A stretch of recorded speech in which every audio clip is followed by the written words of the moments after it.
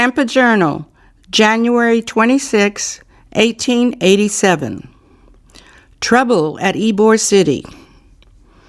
Elsewhere in our columns will be found a full account of the strike and trouble among the employees of Ybor City. The situation is a terrible one, and just what the outcome will be, no one can foretell. At the current writing, all is quiet and peaceable, but so little do we know of the characters participating in the difficulties, it is hard to say how long it will remain so. As for the cause of the deplorable condition of affairs, there seems to be but one version, and that is that the enmity existing between the Cubans and the Spaniards is at the bottom of it all. We are authoritatively informed that the strike among the Knights of Labor hinged on the discharge of a Spaniard from the cigar factory, and that it would have been settled by the arbitration committee appointed by the factions for that purpose on the night that the fatal shooting occurred, but for the foreman of the factory declining to sign a paper binding him to treat all nationalities alike. It is fortunate for the Knights of Labor that not even their worst enemies in any way throw the responsibility for the murder and crime upon them. Thus far, their course has been marked by a strong, law-abiding spirit.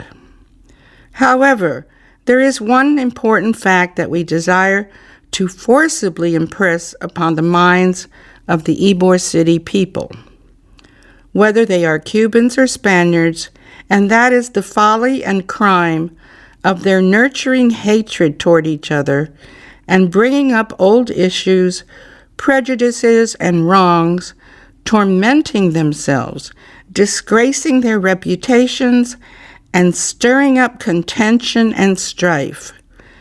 The American people welcome these nationalities to our country and section, but they are expected to comport themselves in accordance with the laws of the country and enjoy only the freedom of right.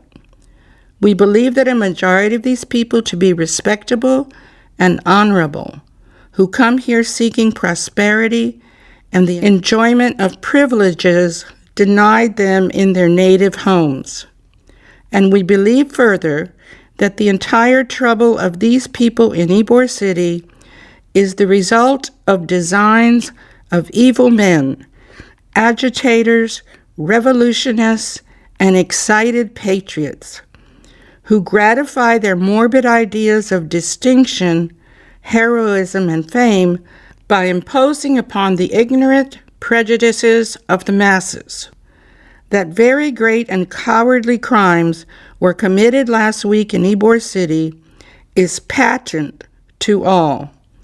For the reputation of the people generally, both Cubans and Spaniards, the instigators and perpetrators of these crimes should be detected and punished, and it is clearly the duty of all good people, of whatever nationality, to lend every assistance possible toward such purpose. The journal does not know or pretend to say who the villains are, but it does say, let no guilty man escape.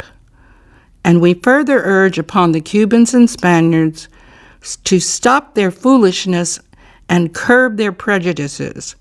Shun the advice of all men who desire to promote further antagonism and strife. Stop all agitation of political questions and engage only in your legitimate avocations. Do this and you will prosper. Continue in your present excited state and you will only succeed in heaping trouble and sorrow upon your families and the indignation of all good people upon yourselves.